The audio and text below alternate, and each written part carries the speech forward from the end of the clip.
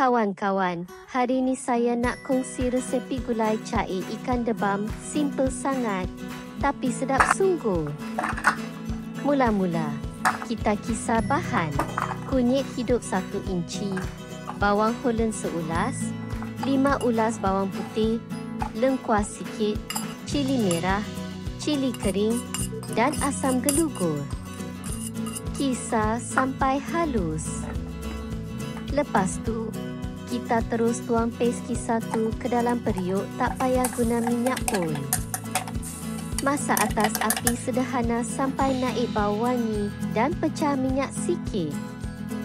Kemudian, tambah air ikut banyak mana kita nak kuah tu. Masukkan lada hitam dan garam secukup rasa, kacau rata.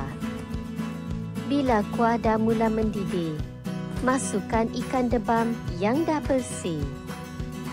Lepas tu, masukkan daun kesum dan bunga kantan. 2 bahan ni memang penyedap utama gulai cair kita. Tutup periuk dan biar ikan masak perlahan-lahan. Dalam beberapa minit je dah siap. Gulai cair ni memang sesuai sangat makan dengan nasi putih panas-panas. Simple, sihat dan penuh rasa. Selamat mencuba kawan-kawan.